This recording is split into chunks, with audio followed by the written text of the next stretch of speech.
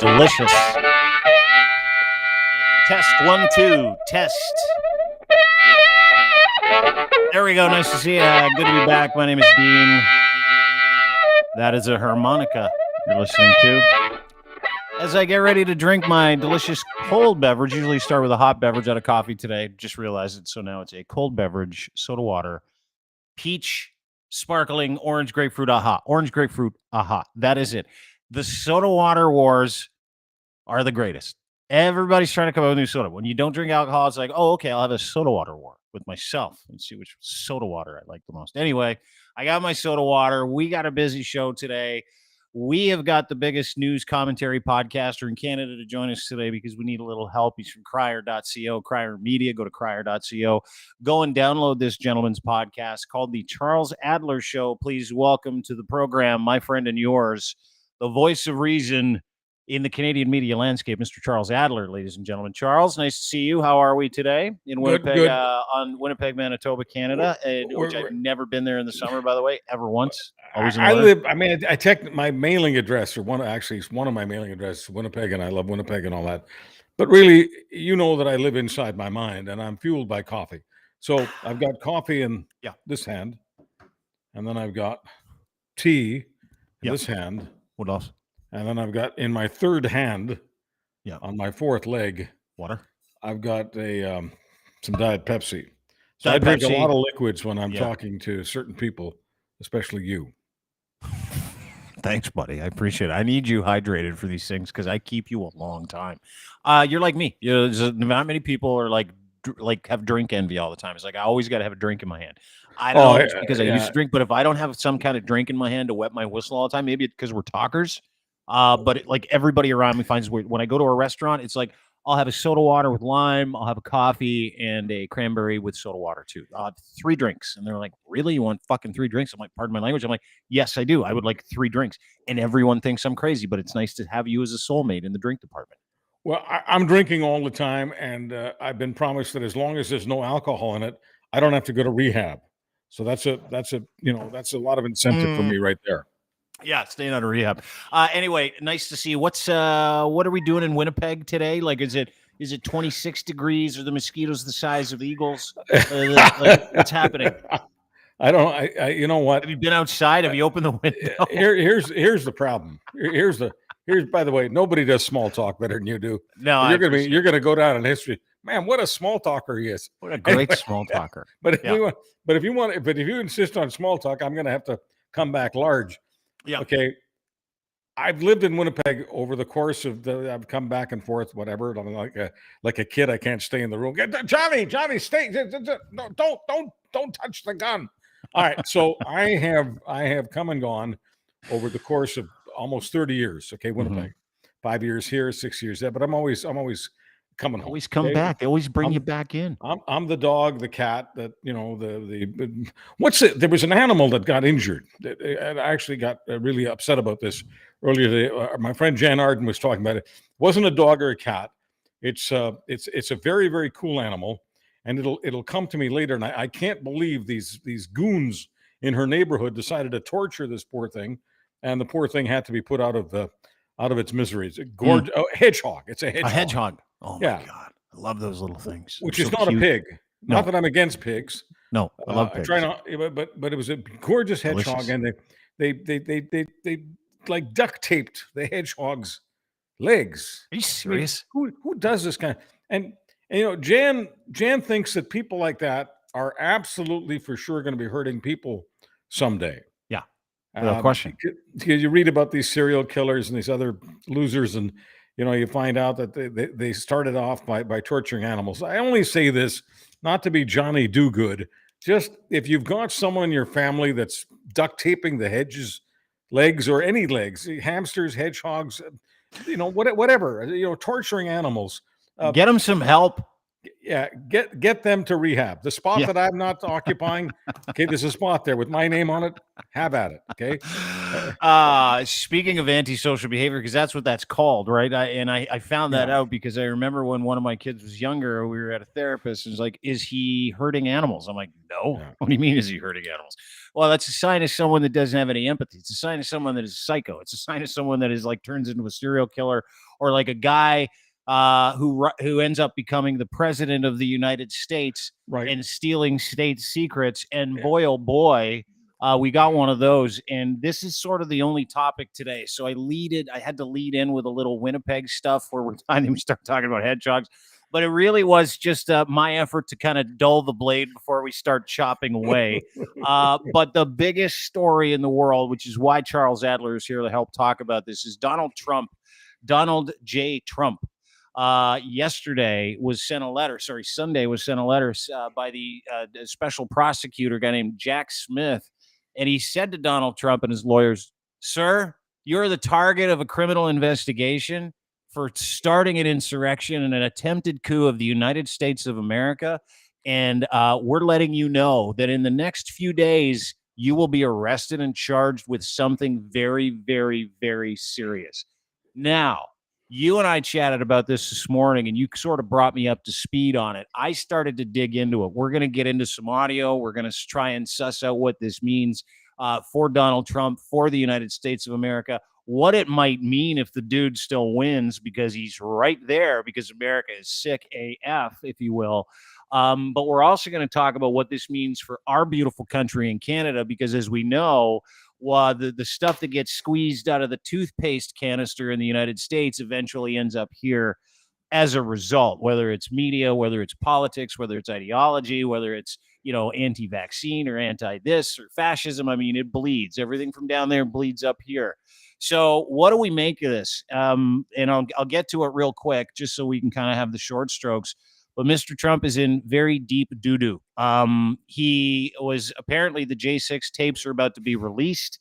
Sorry, that is the wrong slide. Donald Trump was indicted. Here's what he says. We'll put it in his words. "Wow, on Sunday night while I was with my family, I just arrived from the Turning Point event in Florida where I won the straw poll against other Republican candidates with 85.7. Still can't stop talking about himself the day he gets a letter saying you're going to jail. Republican primary, substantial, almost predicting I will win the Republican nomination. Horrifying news. Our country was given to me by my attorneys." The deranged Jack Smith, the prosecutor with Joe Biden's DOJ, sent a letter again Sunday night stating, "I am a target," big bold letters, "of the January 6th grand jury investigation, giving me very short 4 days to report to the grand jury," which almost always means an arrest and an indictment. He goes on to say Joe Biden's Attorney General Merrick Garland, who I turned down for United States Supreme Court in retrospect based on his corrupt and unethical actions, and on, Clinton White House, Russia hoax, FBI sucks, Manhattan DA sucks. And he really points out this witch hunt is all about election interference, complete and total political weaponization of law enforcement. It is a very sad, dark period for our nation. Charles Adler, ladies and gentlemen, what do you think? Well, let me put this first of all in Canadian terms, because I want the audience to feel as included as possible. I want you to know, folks, that attempting a coup in the United States is a bigger deal than being at the self-serve at the Loblaws, dragging the Campbell soup through it not ringing and you putting it in your bag anyway. That's shoplifting. Shoplifting is usually punishable with a fine, or more often than not, Granny just does an explanation, didn't mean to do it, no record, no criminal record. They kind of let it go. Yeah. That's not as big a deal as what Donald Trump tried to do. And for Donald Trump to lead into this letter with, "Oh, by the way, I did really well in the straw poll in Florida. Special prosecution may be important.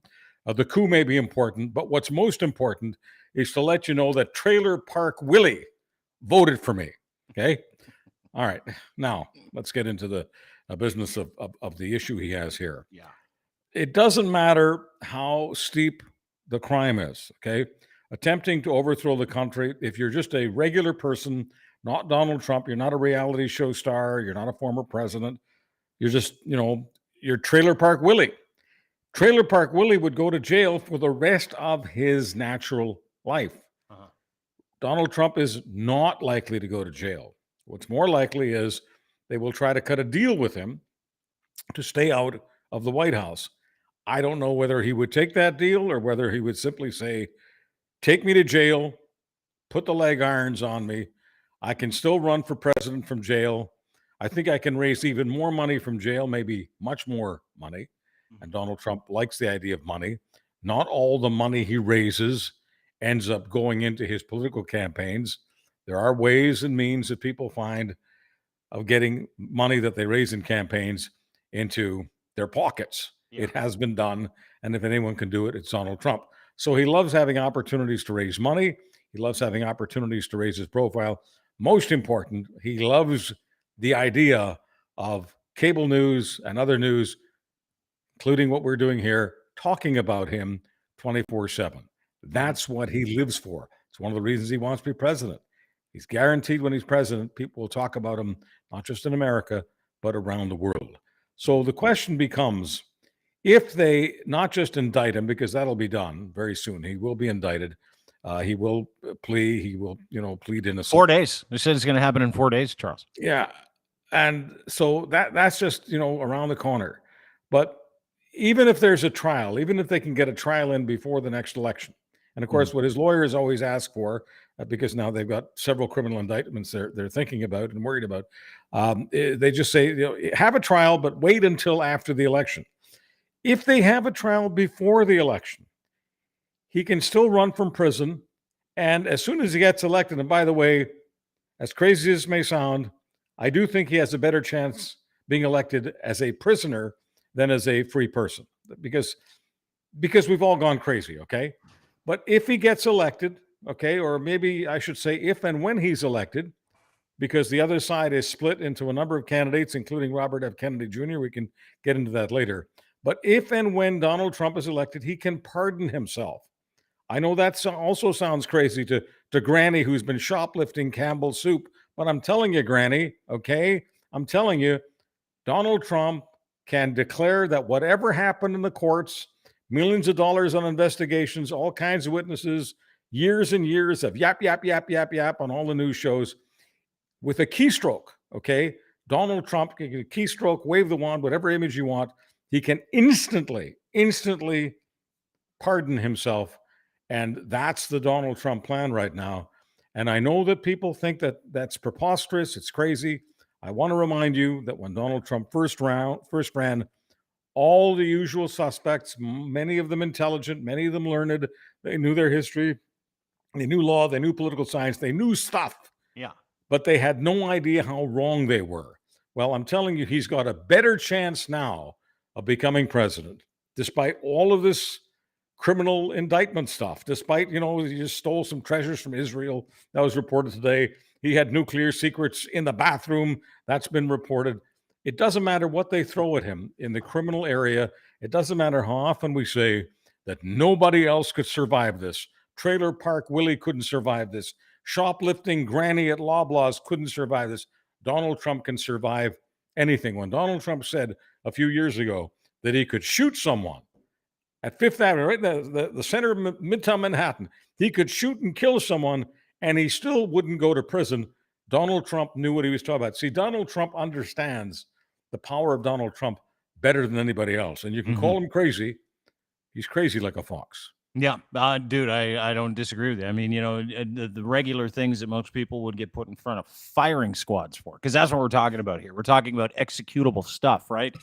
Which is treason, sedition. That's what Jack Smith is trying to wrangle. And I don't know what the charging documents are saying. I guess we'll find those out over the next couple of days, if and when he gets arrested, charged, and indicted with trying to mastermind, because that's what this is. And I don't know what you've heard, but do you think he's getting charged with masterminding the insurrection? And are we going to see, because this is what I've loved about some of the stuff that we've seen with the previous indictments, is they've played it out for us. They have laid out what he has done. They have put out pictures of like boxes in his bathroom, with top secret information in them. They have said, hey, Is this normal to you? Does this look like something that's allowed to happen? And we've watched Donald Trump literally kind of, hang himself, for lack of a better term, running around going, I can just decide in my mind that that's okay. And as the president, I can do it. Is you talk about the strategy, right? Being one thing is he's trying to run out the clock where he can get back into office and then pardon himself and everybody involved in his bullshit.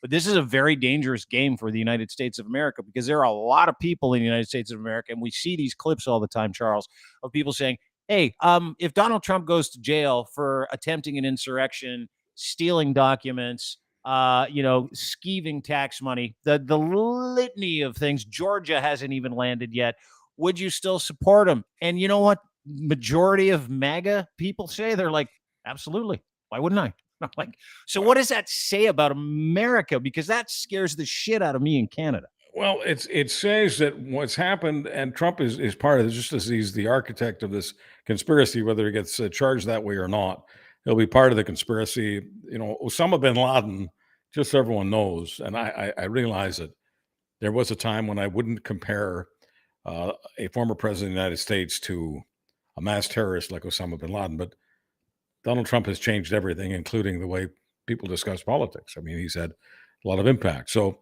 Osama bin Laden inspired what happened on 9/11. He was the inspiration to the people who did everything that it took.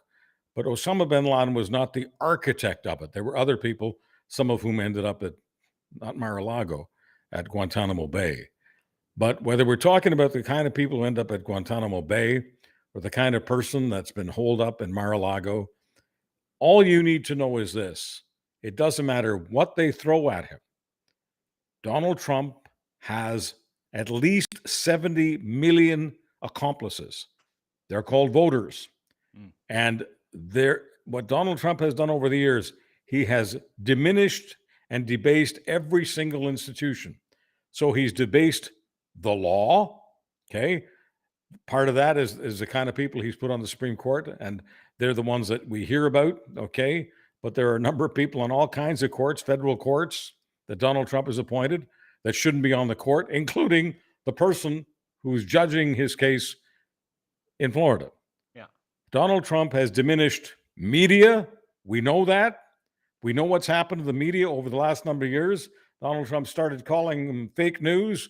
They became people. Yeah. They became enemies of the people. They became enemies of democracy. They became people who were just creating an infomercial for Donald Trump. You've got Megyn Kelly, who used to have miles and miles of credibility. And Megyn Kelly, a number of years ago, when Donald Trump was a candidate for president, not the president, he was a candidate, Megyn Kelly asked Donald Trump about his misogyny, called him out on a number of things that he had said had allegedly done to women. And Donald Trump told a reporter the following day that Megyn Kelly was menstruating when she was being tough on him. He used other terms I'm not going to use, but that's what he said about her. Fast forward to this week. Megyn Kelly said that she has basically kissed and made up with Donald Trump over all of that nonsense. So at one time, it wasn't nonsense to say that a top anchor in America who was doing a great job calling him out during a presidential debate, it was not nonsense to say that stuff was coming out of her, as Donald Trump would say, coming out of all her stuff, out of all her places. I'm not going to repeat precisely what he said, but I think everyone understands what I'm talking about, okay? So it was, quote, that time of the month. That's what Donald Trump said. No other political candidate could ever have gotten away with that. How does he, though? How does he? How is it possible? Because this is the question that fair-minded people ask. I've got an answer. I've got an answer for you. Well, Donald Trump is not seen. I'm talking about where it matters to people, like in their gut. Yeah. In their gut, he is not a politician. For the people who love Donald Trump, he's our guy. And we know our guy says things, and those things he says get him publicity, and people talk about him and whatever. But he's basically our guy. So to speak street English, he may be an a-hole, but he's our a-hole. And most important, he's giving the finger to all the people that we don't like. And sometimes that's a racial comment. Sometimes that's a social comment. Sometimes that's a political comment. but they're not voting for Donald Trump. They're voting for his finger. Yeah, because they feel the same way he does. And you know what I find? It's the same stripe that runs through every single one of those people. It doesn't matter, and we can, talk about the culture war and the ideology too, Charles. But, people that identify with that guy and people that support that guy are the same kind of person that support Pierre Poilievre. And it's the same sort of like door that you don't want to open where you're like, okay, well, the same hallmarks. I'm hearing the same things. I'm hearing the same rhetoric. I'm hearing the same give the people the power. I'm the person that can give you the power. I'm the only person that can get rid of gatekeepers. Up here, it's gatekeepers. Down there, it's government. And they have literally done a marvelous job painting themselves as the anti-hero, someone who has the ability, which you pointed out, I'm here for you. And one of the things he said, which I find fascinating because it's worked so well with the dummies, like the people that have the IQ of a nectarine. It's like, hey, they're not coming after me. They're coming after you, and I'm in their way. So if they take me down, you're next. That is some of the most effective messaging to paranoid idiots on the planet, is it not?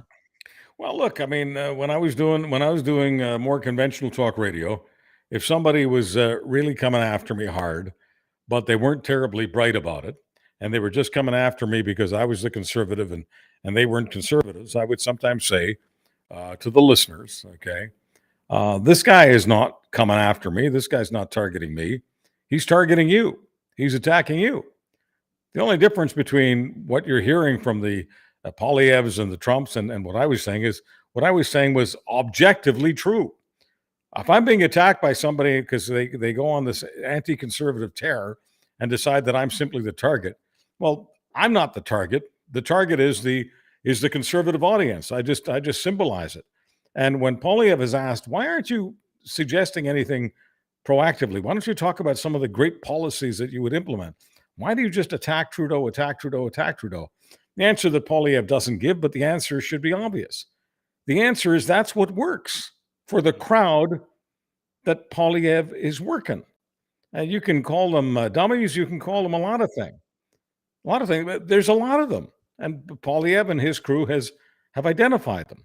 Will it turn into an election victory? I don't know. It may. Will Trump's peace turn into a victory? One of the reasons I think that Trump has a good shot isn't just because Americans love show business and this idea of a guy in an orange jumpsuit, or might as well be in an orange jumpsuit, running for president. I guess it's interesting for people. It's never happened before. But one of the other things that's going on, Dean, is that you've got a situation where Republican money, sometimes called dark money, sometimes called sewer money, but money is making sure that there will be absolutely, for sure, other candidates which have some name value for voters who tend to vote for the Democratic Party. So Cornel West will likely be on the ballot, probably representing the Green Party. Cornel West is a professor in Massachusetts, a very articulate professor, well known to Democrats. Very anti-Ukraine, very anti-NATO, very much in line with Russia's lockstep and what some of the other nutholes are saying about Russia being, and the Ukraine being, this should be peaceful. That's Russia's space. Same thing. But there's a segment of people who vote for the Democratic Party who are totally open to that. And then you've got someone called Kennedy. Now, it doesn't matter how crazy he is, how anti-science he is, anti-Semitic, anti-Chinese, whatever. You can throw the kitchen sink at Kennedy. It's the word Kennedy that the Republican money wants.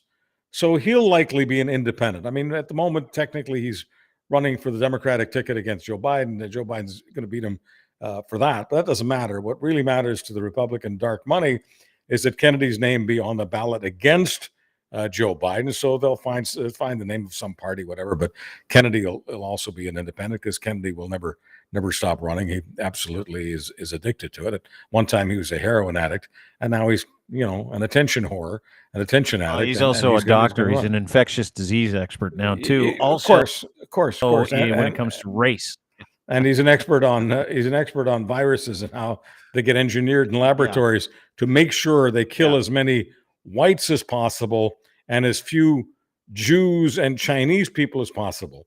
Someday, makes all the sense in the world, doesn't it? From like a pathology perspective. Someday Kennedy's going to find out I'm white, and he's going to be very, very confused. Wait a minute. Oh, wait a minute. And I mean, that's one of the crazy. His sister, his nephew, everyone is like, tweeting come out and said, apologies. he's insane. My Sorry, uncle didn't he's mean it, nuts. or my uncle, Crazy I uncle. want to distance myself from my uncle. Anyway, the point is, everybody's got a crazy uncle, right? Yeah, RFK Jr. is the crazy uncle in the Kennedy family now. So if they've got Cornel West on the ballot taking some votes from the Democrats, if they've got Robert F. Kennedy Jr. on the ballot taking some votes, there's some other people I'm not even going to get into right now. One of them is Joe Manchin. He may be on the ballot. He's technically a Democratic Party, a senator out of Virginia, who will not be reelected because a Republican will beat him there. So he's open to the money and he's open to the opportunity. Anyway, there could be 4 or 5 or 6 horses peeling votes from Joe Biden. It doesn't matter whether each of them only get 0.25%, 0.5%, whatever. It's going to be a close race. And if there's 3 or 4 or 5 people peeling off 2 or 3 points from Joe Biden, Donald Trump has a very, very solid chance of winning the electoral college vote. And so the question then becomes, what happens if Donald Trump becomes president? Will it be similar to Donald Trump 101? And here's where I have to drop the smile. Okay. Yes, I'm an entertainer, and I love the idea that we have a loyal audience, and it makes me smile. But if you don't mind, I'm going to take that smile. Drop it like it's hot. I'm going to dispense with it. It's down the carburetor right now. There's nothing to smile about. Donald Trump wants to be a dictator. Donald Trump wants to be like Viktor Orban in Hungary, an authoritarian. But an authoritarian is basically a euphemism for a fascist. We tend not to use the word fascist if someone is elected, because the idea of people electing or re-electing a fascist really bothers us. So we just say the word authoritarian. But here's what authoritarians do. Like Orban, authoritarians squash freedom of the press. They also squash a lot of freedom for businesses. They determine which businesses will deal with the government, which ones won't.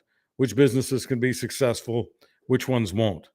They'll also determine who will sit on all of the various courts, and they will put people on the courts who they feel will rule in their favor and the favor of their comrades, as it were. And they will put people on school boards who they feel will teach children what they want taught, burn books if necessary. It goes on and on and on. But the authoritarian in Hungary, the authoritarian in Russia, and the authoritarian that's coming soon to the Oval wants to be in control of all aspects of American life. How does that affect Canada? Well, if Canada doesn't play ball the way Donald Trump wants to play ball, Donald Trump will boycott Canada. Donald Trump will tell businesses they can't buy stuff from Canada or they can't sell to Canada. If Donald Trump becomes the authoritarian he wants to be, he won't give a darn if on any given day his decisions have poor economic consequences or not. He will do what he wants to do. And does that mean it's a 4-year Donald Trump deal? No, because he'll be an authoritarian. He could make himself president for life, or simply rig elections and say that, no, I can get elected again and again. The hell with this old idea that I can only be elected twice. I'm Donald Trump and I'm willing to change things. And how do we know all of this? Because Donald Trump's people are fairly transparent about it. Various people that Donald Trump is working with and setting up Donald Trump 201 talk to journalists, including the New York Times. So if you're looking for any information on this, just punch in Donald Trump dictator, New York Times, and you can find it. And if you just want the short strokes, you can simply go to my Twitter. Just go to @Charles Adler, and I've got it all for you. But Dean, there's no smiling here. There's nothing to be happy about. And if people think that because the American economy is in decent shape and Joe Biden can roll out all of these stats, the fact is Joe Biden is a very, very weak candidate. And it'll be very easy for some of these other people that I mentioned to peel votes. They'll be able to peel Joe Biden like an orange. He may be a good guy. He may be a great guy. He's not a great candidate for president. Yeah, none at this juncture. You bring up a great point. And I want to talk about it. The effect the chilling effect of your words were echoed in a segment yesterday on CNN, and I believe Abby Phillips was the young lady who was trying to explain to everybody what you just so easily and quickly and succinctly explained, which is like, hey, listen, this guy might win, and if he wins, they're already talking about a way to give him more presidential powers to not just push people around, but tell people how they're going to live, tell people who they're going to do business with, effectively becoming Russia in the process, which you pointed out, no term limits for Donald Trump, packing the courts in as much as he says he would with people who are going to be very friendly to him. That is a real possibility today. So let's just listen to this just to echo what you were talking about. This is yesterday on CNN, a great explanation about the coming dictatorship of the United States of America. We sometimes kind of beat around the bush about this stuff when it comes to Trump. We don't have to in this case. Trump has said explicitly with his own words just a few weeks ago, if he's elected president, he will direct the Justice Department to go after his political enemies, President Biden. So he said that, and this is the roadmap that you just described about how he is going to do that.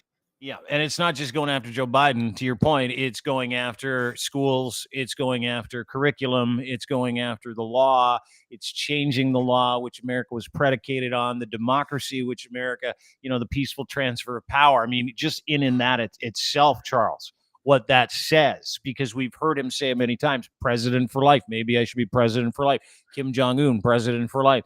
Putin, president for life. But what you just described is what we've seen happen in Russia over the past 2 decades.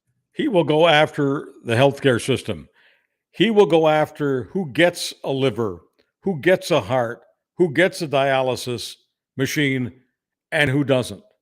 The person called Donald Trump is an authority freak. Over the years, people made fun of the fact that Donald Trump seemed to suck up to a lot of dictators and seemed to praise dictators all the time. And everyone was assuming, well, he's probably making money off Russia, probably making money off Saudi Arabia, probably making money off North Korea and China. I have no idea how much money he was making. I have no doubt that he was, because his eyes are always on the prize and they're always on dollars. But if anyone doesn't believe that Donald Trump really admires dictators more than he admires democratically elected people, if anyone really believes that, they simply haven't been paying attention. Because you can tell by the body language.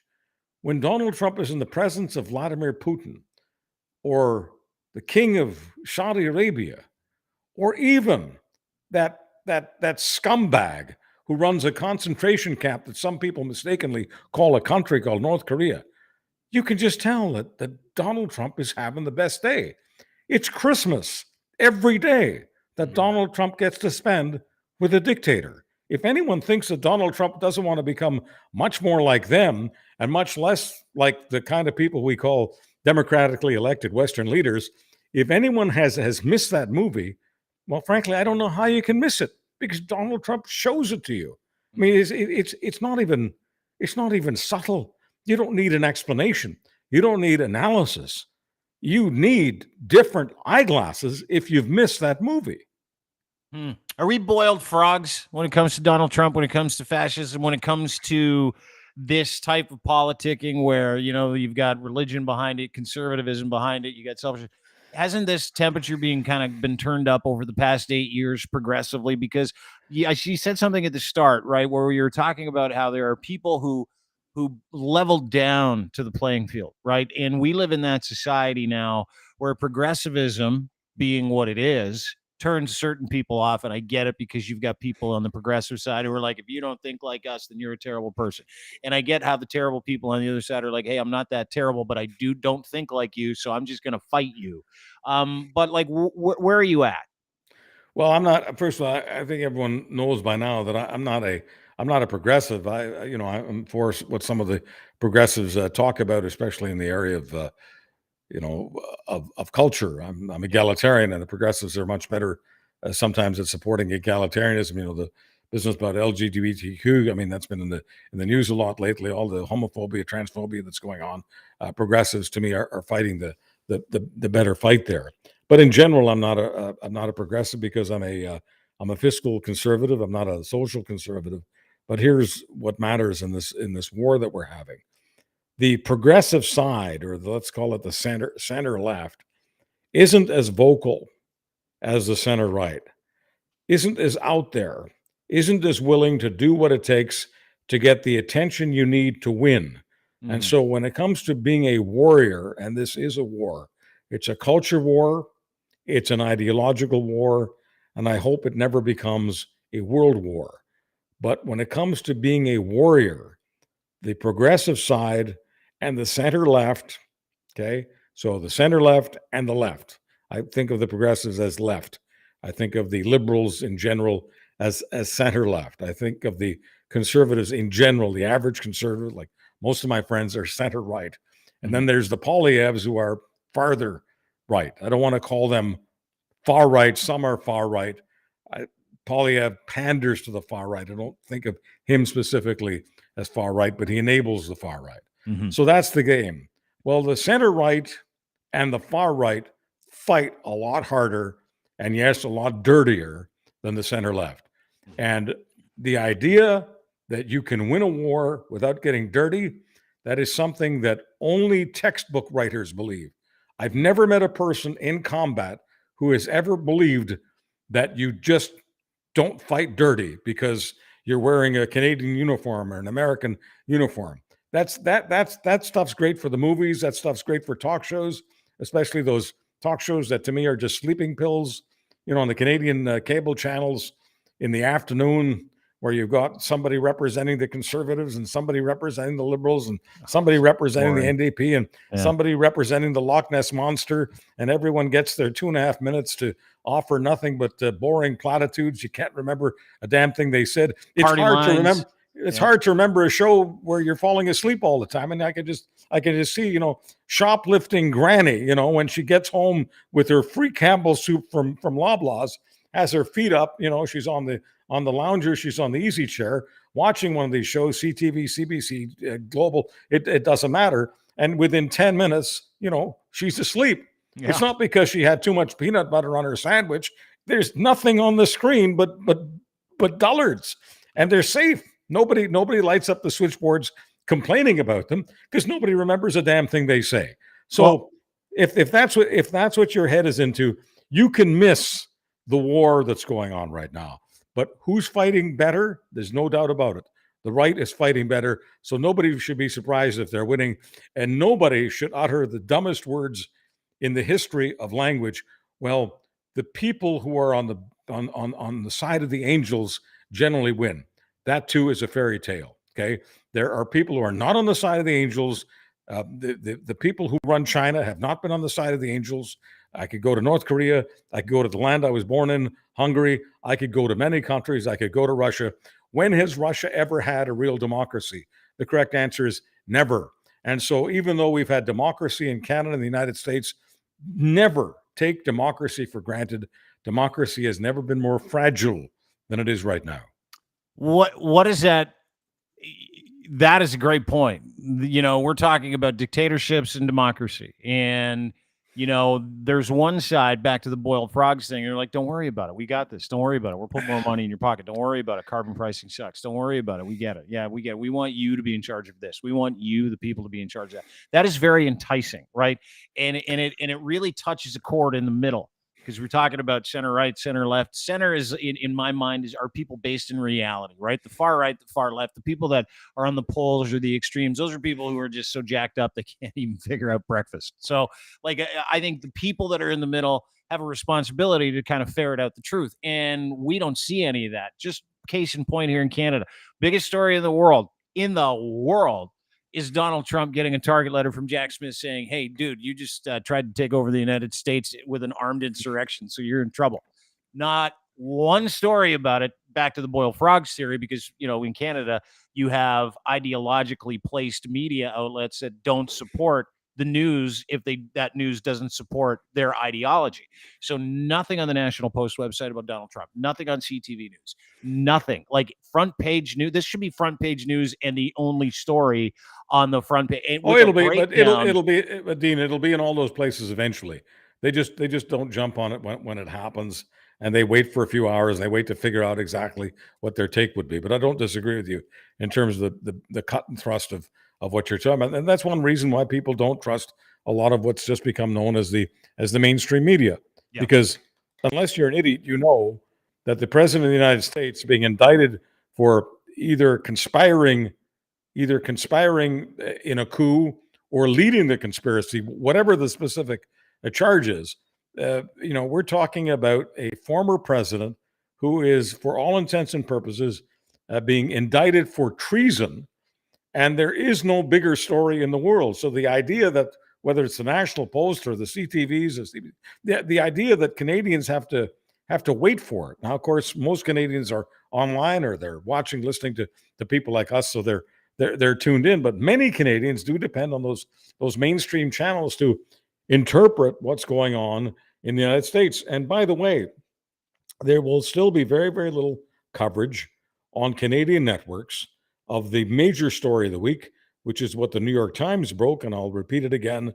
The New York Times, several writers, credible people, award-winning journalists who have been spending months on this, talking to the people who are organizing for Trump, not the wackos that you see on Fox, not the wackos online, okay, but serious people. They happen to be arch conservatives, and they are planning on how to expand the presidency significantly. They feel they're on constitutional solid ground, that they can make the case that the presidency ought to have far more power, and that the idea of checks and balances, that is equality with the houses of Congress and the Supreme Court, is by the boards, totally unnecessary. All of the power on every aspect of life in the United States should be in the hands of one person, the so-called strongman, in this case, Donald Trump. That is the most important story of the week. That's the most important story of the year. And Canadian mainstream media is doing nothing with that story. You're talking about, and we mentioned it earlier, I think Asher Rengappa kind of talked about it on if I'm not mistaken, I think she talked about it on ABC yesterday. He was a political commentator, used to be on CNN, and she was talking about the same thing. You and I kind of chatted about it briefly, is there's a movement in the GOP to grease the track right now where they're saying, hey, there's a chance you might win. What we want to do is we want to consolidate the power from Congress and Senate. We want to give it all to you. We want to make you the last word on who gets into the Supreme Court, who gets onto different court seats. We also want you to be the guy who decides how curriculum should look. So we, it is amazing to me because, America itself, as it is predicated on a democracy, a free democracy where people get a chance to vote, have people in, and these guys are figuring out a way to turn America into a dictatorship with this presidential powers thing, which you're talking about. The New York Times, 7 writers put together this massive story. They've been working on it for months. They put it out there, not even I'm going to use bad language. I'm going to just stop myself, just so you know. That was for you. They're not a popcorn fart about it in Canada. And that is our neighbor to the south. Like, we are effectively just a nation state of the United States of America. And the United States of America, some of the most powerful people that are on the GOP side of the political spectrum are like, we need to make Donald Trump, if and when he gets in, the de facto dictator, because that idiot will do anything the church wants, conservative wants, dark money wants, Russia wants, and he will give us this beautiful, in my estimation, evangelical society where kids are bowing their heads in prayer in the morning and abortion is not allowed and Sundays are for kids and everybody forces to go to church and then everybody gets more guns and, literally that's what we're talking about, is it not? We're going to do an edit at 43:22. I'll be right back. All right. We're live. He doesn't know. But I'll tell you this. The good news about Charles is he'll come back and we'll continue this podcast because, as you all know, Charles is what we call a professional in the industry. He's one of those guys that can do anything at any point in time. So I was under the impression he knew this was live. Even though it is live, we're good because I just muted his microphone. So you won't hear him go and get another coffee. You won't hear or see anything that he's doing in the privacy of his own home. That's the kind of guy I am. That's the kind of guy I am. In the middle of one of the most important conversations about the United States possibly turning into a dictatorship. And everybody in the United States that loves Donald Trump going, I'm cool if he stole state secrets that soldiers fought and died to get. Totally cool with it. I'm cool that he tried to take over the United States because I like guns too. I love Jesus more than I love human beings. So yeah, Donald Trump's my guy because he treats people in this country like absolute human garbage.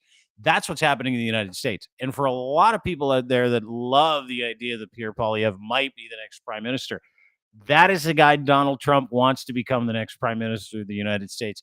Because old PP will do anything that Donald Trump wants. And that's the beauty of that equation for the United States and for Canada. Charles Adler is back, ladies and gentlemen. Charles, so, what does this mean now? Because we're talking about what this looks like for Canada and everything that bleeds up into Canada. And I was kind of mentioning while you were gone that, Pierre Poilievre is a wonderful dance partner for the GOP, the Conservative Party of Canada, who don't come out and say the things that get said down in the United States. And I know we both don't really like the gentleman because he's got no character. But we're talking about a political institution that really has no character at this point, right? Trying to take away a woman's right to choose, want to reopen the debate against, trans and non-binary in the LGBT community and people getting married, same-sex rights. I mean, is this something that you can see? Because, hey, dude, Pierre Poilievre and the Conservative Party are leading in almost every poll, right? In the United States, Donald Trump is right there with Joe Biden. And we have a real hate on for Justin Trudeau in the United States. They got a real hate on for Joe Biden. They don't, there's this movement of ineffectual leadership where they're like, he's too meek. We can't have that guy. We want the other guy who talks and bangs his fist and acts like an a-hole. Seriously, that's what we get. Well, look, it happens in all democracies where people develop an appetite for change. Now we say to people that you've got to wait for the actual campaign. Mm-hmm. I think a lot of pundits like to figure out who's going to win the Stanley Cup 8 or 9 months before it happens. And then they like to just disappear and not remind anyone. And the television networks that they appear on, they never remind anyone. Oh, by the way, the guy who's so sure of himself tonight, he predicted that Pittsburgh would win the Stanley Cup. Pittsburgh didn't even get into the third round. Blah, blah, blah, blah, blah, blah, blah. So all I'm saying is, regardless of what we see in the polls, campaigns actually matter. And, Trudeau might have lost the last 2 elections in the polls before the election happened. But once the election happened, who cares what the polls said? The polls were wrong. The polls are right to some extent on that particular day. That's why they always say, if the election were held today, well, the election isn't being held today. There will be a campaign. But to deny that there is change in the wind, to deny that many more people are open to a change, that is to, deny the obvious. I mean, every now and then the public is interested in throwing out whoever's there. Yeah. And they don't necessarily do what we sometimes do. They don't calibrate. They don't, get the tape measure out. They don't get the microscope out. They don't get out the MRI. They don't do a lot of inspecting and investigating of the alternative. They're just focused on what they have right now. And if they're not particularly happy with their lives right now, they will pin that on whoever's in leadership, provincial, federal, and sometimes opt for a change. But I still have to keep the powder dry until the campaign. I think that a campaign, a Justin Trudeau versus Pierre Poilievre campaign, will be very, very interesting. And I'd say that anybody who thinks that it's a sure thing either way is wrong. Yeah, I would agree with you too. It's just the temperature, right? What do you say to a Canadian today? Like, if you could educate, if you had 35 million people in one room, kind of like, where they do those, like, what do you call them? The timeshare vacation presentation. Yeah. It's like, hey, listen, $20,000 a year. You can go and stay in Mexico for 5 days and you can stay there like 3 times a year. It's like, oh, I'm not interested.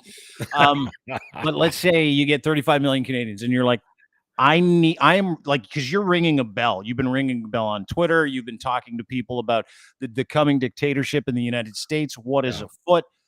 You've been doing an incredible job of that, specifically over the past couple of days. How would you educate a Canadian as to, hey, pay attention to what's going on there and how it correlates to what's happening here? What would you warn them about? Because we're talking about dictatorships and democracy today. Well, I would say to people that if you see that a government or that politicians are trying to change things that you feel politicians should keep their hands off, if you feel that politicians are telling you that it's time for them to change the school system, if it's politicians who are sort of enabling or being okay with, book burning, if you see politicians going after minority groups, I think I need to help people to understand that history shows us that all of us are a minority group. All of us are a minority of one. And if they can go after one group, they'll go after other groups. History shows that people who go after one group never stop with one group. And so when you see that kind of thing, the book burners and the people who attack the minorities, their favorite minorities to attack these days are LGBTQ and specifically, transgendered people. That's where the attack is. But always understand that if they're willing to attack one group, they're willing to attack all. And the people who are into that, okay, are very much like the Trumpers. And if you get disgusted by that in the United States, don't be foolish enough to follow the watered down Canadian wannabe version. It never leads to anything that's good.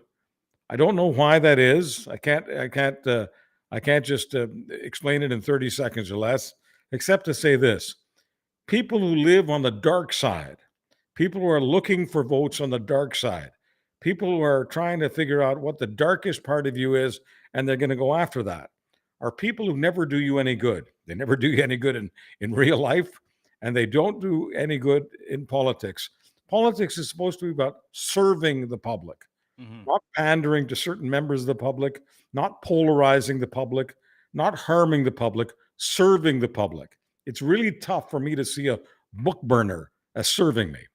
And telling people that, hey, you don't need to read this. We think you don't need to read this, and so you're not going to read this. There's an ad going around. I don't know if you saw it. As a couple, they're in bed, they're getting ready to go for it. You know what I'm saying? And there's an old guy standing in the corner. It's a GOP guy. He's like the local representative in Congress, and he's like, guy reaches for a condom, and the old guy goes, don't use that.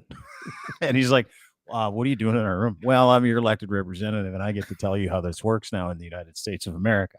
And the woman's like, you're creepy. Get out of here. Nope. You elected me, and we're trying to tell you what you can do with your body. And we do not like prophylactics because we love Jesus way more. So unfortunately, you're not allowed to use that. And you're going to have to get pregnant and figure it out. And I thought, saucy, really saucy, but it was accurate. Right. And we have the same pending people up here that have the same pending, issues with birth control and your right to choose and the life that you live. And it's amazing that those are the same people that campaign on freedom to me. And it happens on both sides of the border. And you know what's amazing to me? That there are people out there that go, yeah, that's freedom to me. Really? Like, that's your freedom? Your freedom is telling me what I can and can't do. And that's really what it boils down to, right? We've got two different political ideologies. One is, hey, this is about you. This is about serving you. And sure, politics is a dirty game and everybody's on the take. But the other one is just coming right out and saying it and then going, yeah, but that's freedom to us and should be freedom to you too. It's just bizarre to me. Dean, I've never been a woman, and I don't think I ever will be. Okay, I think it's good bet. Okay, good bet I won't be. But something has befuddled me forever on the abortion issue. Okay, and it is how women in general aren't as volatile as they would be if it was me. Excuse me for my elementary school teacher who may still be alive and listening. If it were me, if somebody was telling me, I don't care whether they're called a Republican, conservative, fundamentalist, Christian, Jew, Muslim, I don't care. I don't care what their label is. If I'm a woman and someone is telling me whether or not I have to stay pregnant, the things I'm thinking about are all illegal. But I would definitely want to hurt them. Okay, I'll just put it that way. Yes. I don't care if it's a male or a female, but they're called religious. It just amazes me how self-restrained women are. Because putting aside the word abortion, let's say it was a different procedure that does apply to males. Okay, let's say it was a hip transplant that you needed because you'd been your hips over the years were destroyed. It doesn't matter why. Okay, some people need it earlier than others, but at some point in many people's lives, they need a hip transplant. Can you imagine what you would do if you needed a hip transplant, or one of your sons needed one, or your dad needed one, and some politician came along, or some political party came Not along allowed. and decided that, no, we're not doing that anymore. You're not doing it anymore. I mean, you'd want to rearrange their faces. Yeah. Yeah. Or you don't qualify for this because of what happened to your hip. And I'm not a doctor. I'm a former used car salesman who won an election. And I'm going to tell you how this shit works. Like, and it works up here too. Like, we don't have any qualified people in government. We don't have lawyers doing lawyer stuff in government. We got former broadcasters being heritage ministers. Like, it's just bizarre, right? The other day, Pierre Poilievre was talking about the nursing shortage. Okay. We all understand why there's a nursing shortage. Our population overall is increasing at a much greater level than our nursing population. Sometimes things are just math.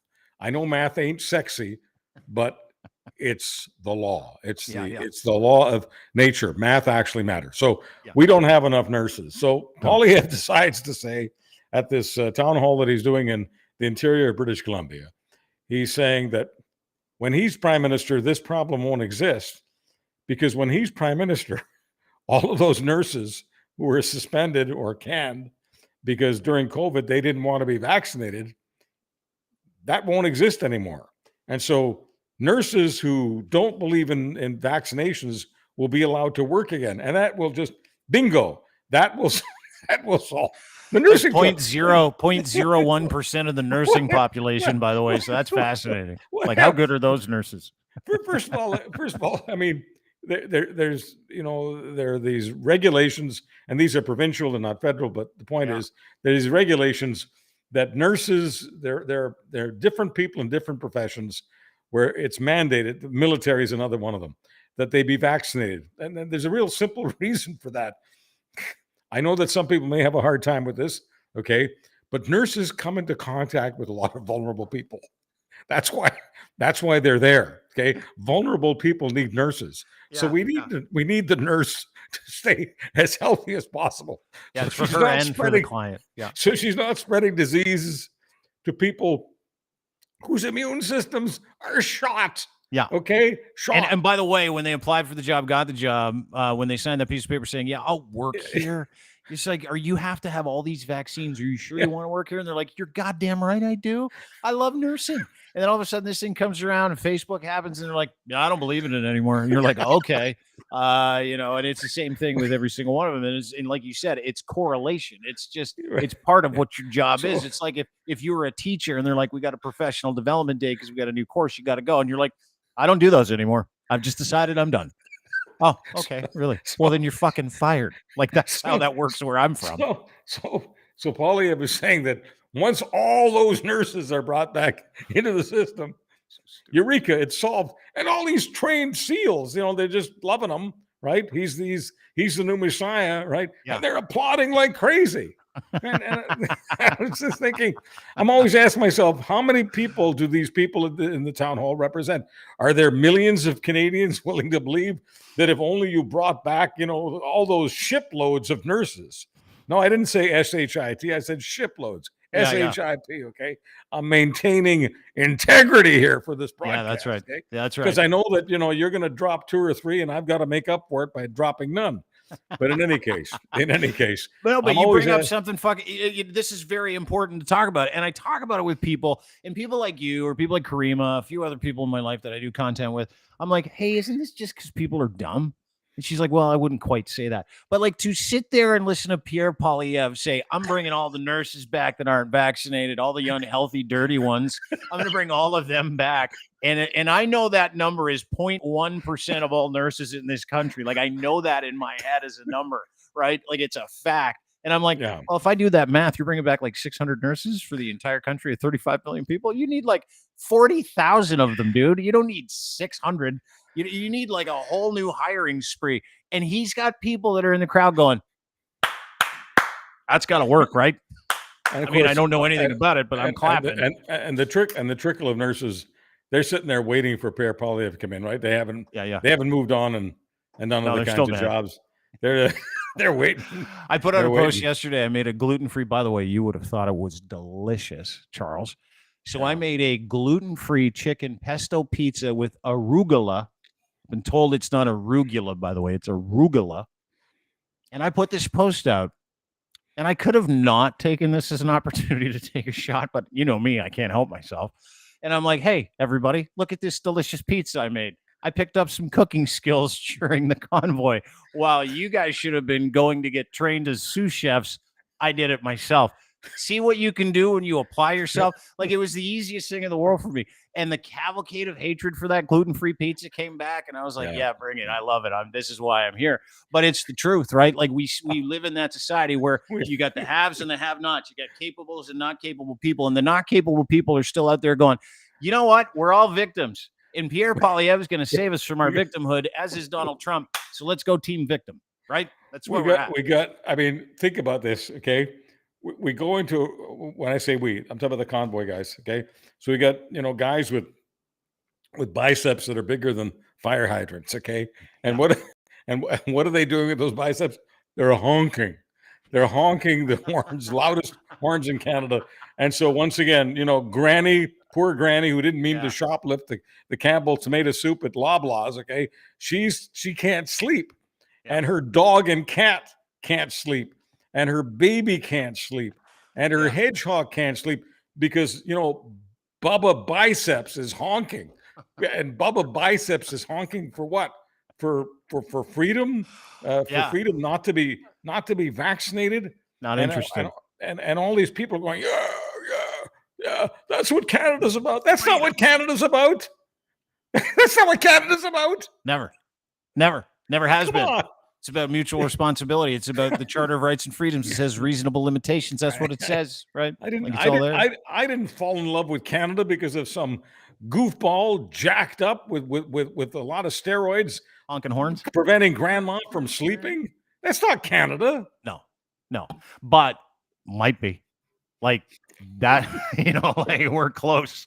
That's the thing, Charles. It's like I'm watching the revolution of idiocy, which is really what I put it down to. You're a better man than me. We've established that, so I have no problem saying this. But the revolution of idiocy, which is happening in the United States, where all the idiots are like, no more books, don't say gay. That's the society we want to live in. Everybody goes to church twice on Sundays. Everybody gets a bunch of guns, and let's get wasted on cheap moonshine. That might be Canada soon if Pierre Poilievre gets his way, right? Like, he literally might be Canada soon. So like, doesn't matter. Folks, it doesn't matter how many of these things I do with my buddy Dean. About 40 minutes into it, I want to drink, not the Pepsi and the tea and the coffee. Something harder. I want something they make in Scotland. They do make elsewhere in a cask. But the Scottish make it the best. You're part Scottish, aren't you? Yeah. British Scottish. How do you live without Scotch? I mean, let's put the politics aside here. How does a Scotsman live without Scotch? I mean, there's things. There's things I just can't understand. So I go to Scotland. There's like a couple months ago. I'll go with my parents, right? My dad once. He's like, let's go. We're all go. We're going to golf together. So I have this marvelous vacation for like 10 days, right? And I don't drink. I haven't drank for 6 years. And my mom's a bit of a drinker. She loves her scotch. And she's everywhere she goes. She's like, I'll have a scotch. She have a scotch in Scotland golf course. I'll have a scotch at the golf course. And my dad's like, he's a teetotaler. He doesn't drink. My brother's a reverend, but he drinks, right? So you got my mom and reverend brother, and you got the two guys that don't drink that love to get hammered in Scotland, Scottish people. And they're like, and I grabbed my mom's drink at one golf course. I'm like, let me just smell it. Let me just smell it. So here's how I manage that. I'm like, I'm Scottish. I'm British.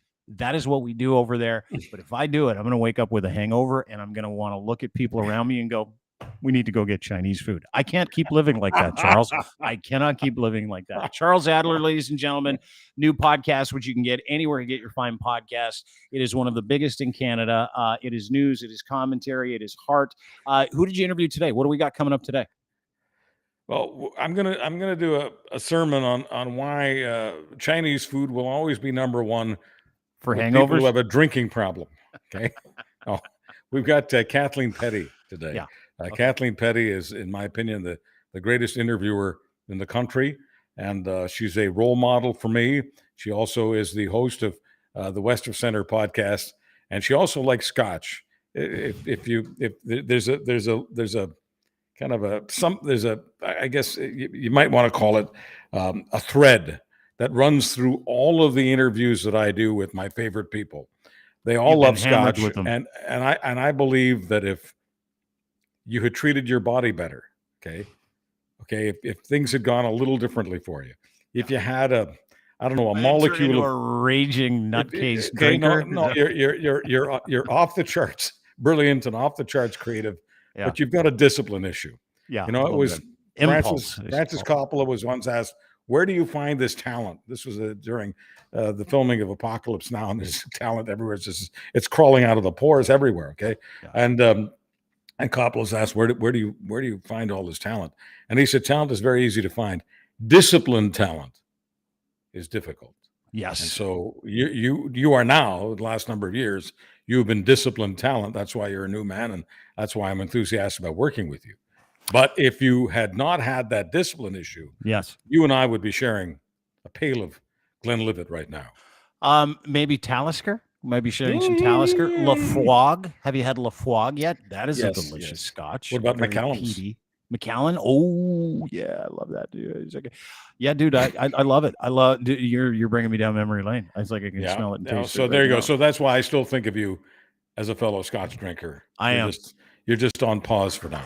You know what I bought? I bought fake gin the other day. Ooh, fake gin. Oh yeah.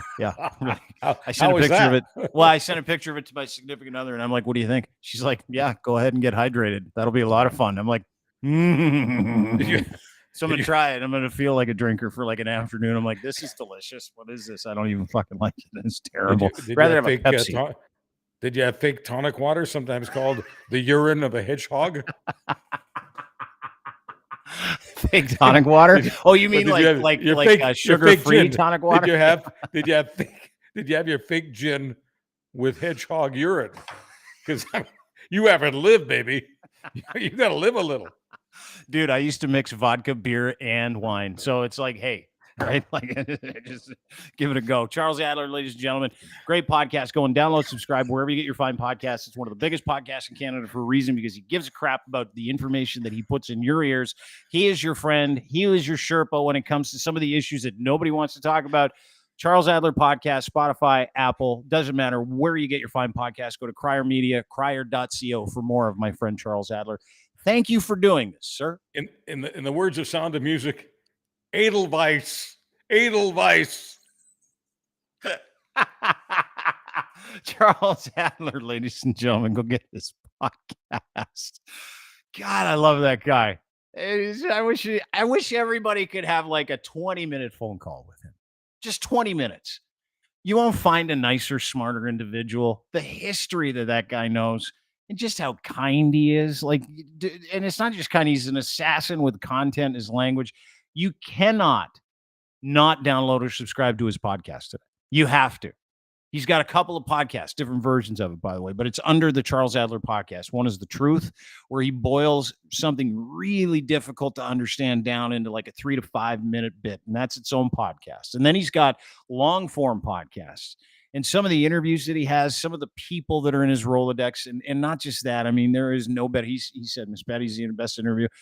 He's the best interviewer I've ever had a chance to talk to, like in my life. And I've interviewed a bunch of people. So that man needs to be part of your life on a daily basis. The Charles Adler podcast, wherever you get your fine podcasts. I want to thank him for being here. I want to thank you all for being here as well. You know, time being what it is, you can't get time. And when you give us your time like this, it means something. We're actually humbled by it. So thank you. And I want to thank our partners over at Cantork as well. Cantork, Canada's assembly tool experts. Cantork makes rugged, hardworking, beautiful torque wrenches. Canada's leading industrial tool experts, offering you the very best in sales, service, rentals, calibration, and maintenance, custom fabrication of industrial torque tools. And they are an official partner of Tagliani Racing, the Pinty's NASCAR series. Alex won the Toronto Indy this weekend. Big shout out to the people at Cantork. Big shout out to the people at Quick. Big shout out to Tagliani Racing and my friend Colin Livingston, who's the principal at Cantork as well. Cantork has been making torque wrenches, looseners, and fasteners for industries that are impossible to find solutions for. Torque wrenches that are big, small, weird, shaped in a different, you can't get it in there to loosen a bolt. That's what these guys do for industries around the world. Railroad, steel industry, forestry, heavy machinery, nuclear. These are your guys, Canadian made, Canadian manufactured. And if there's one thing I know about Canada is we do a pretty darn good job. That's what Colin does. Go to cantork.com for more information. Today, brought to you by our friends at Gitch. Underwear that you will never take off, just to wash. These are the only ones you're going to wear. Gitch is engineered for any level of performance. Boxer briefs right now with the pouch in the front. You can't miss with these things. Are the most comfortable underwear you'll ever wear. Made for all levels of performance. So you can walk, run, or sprint through your day. Very soft and moisture wicking. You know what happens after a long day down there. You need moisture wicking, gentlemen. Luxurious. You'll never want to take these things off. Go to edsfineimports.com. Order your underwear today. Gitch3 is your promo code. That promo code will get you a free pair of underwear. That's right, free. And you know what I like to say? If it's free, it's for me. I've been saying that for years. That's the best part about being in radio in the golden age of radio when people actually listen to it. People just bring you free shit all the time. Xboxes, food, cars sometimes. Yes, they gave me free cars for a couple of years. It was weird. Anyway, you want something for free? Go to edsfineimports.com. Punch in promo code GITCH3 on your way out when you buy 3 or more and you get a free pair of underwear. That's from me to you. That's from Ed to you.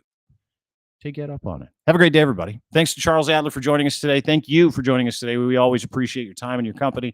Don't forget, you can get everything we do at crier.co, Crier Media, where you can find everybody from Charles Adler to myself, to Marianne Iveson's Let's Take This Outside podcast. Something for everyone. Go to crier.co today.